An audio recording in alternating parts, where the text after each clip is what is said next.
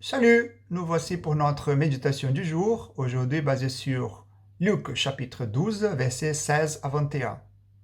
Il leur raconta alors une parabole. Un riche avait des terres qui lui rapportèrent de bonnes récoltes.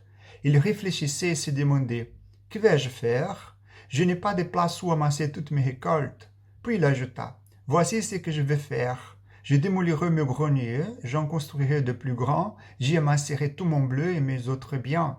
Ensuite, je me dirai à moi-même, mon cher, tu as de biens en abondance pour de nombreuses années. Repose-toi, mange, bois et jouis de la vie. Mais Dieu lui dit, insensé, cette nuit même tu devras rendre ta vie. Et alors, pour qui sera tout ce que tu as accumulé? Jésus ajouta, ainsi en est-il de la personne qui amasse des richesses pour elle-même, mais qui n'est pas riche aux yeux de Dieu.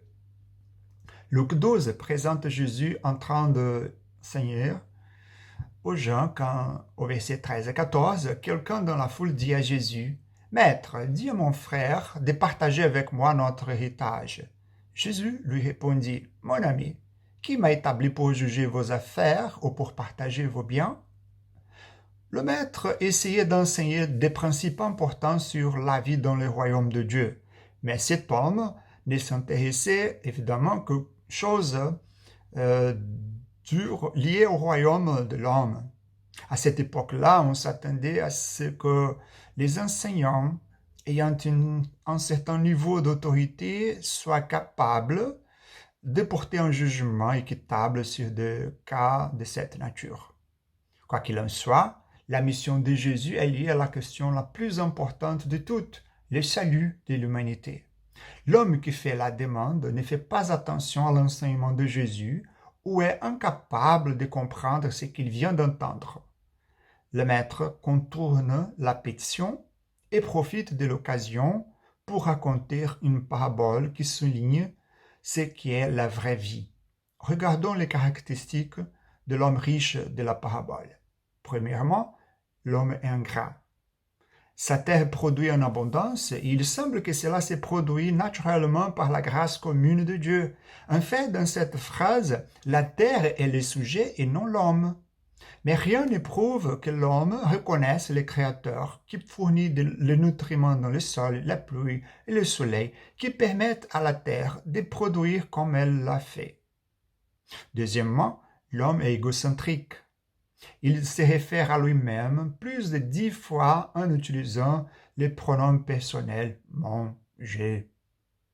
Son style de vie égocentrique se voit également dans l'idée d'amasser mon bleu et mes autres biens. Il ne partage avec personne et ne les vend pas à ceux qui en ont besoin. Troisièmement, l'homme est ignorant.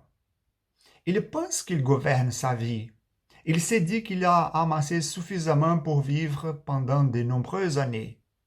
Mais il n'a aucune garantie que cela se produira.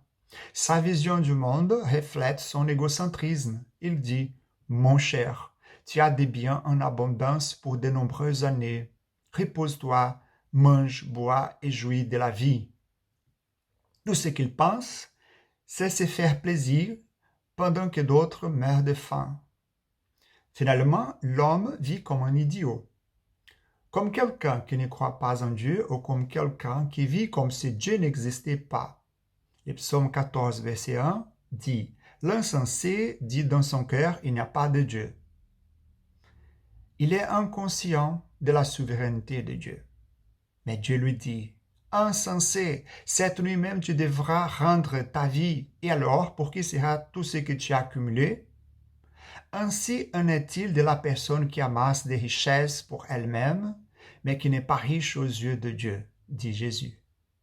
Cette parabole, courte et simple, est riche et profonde.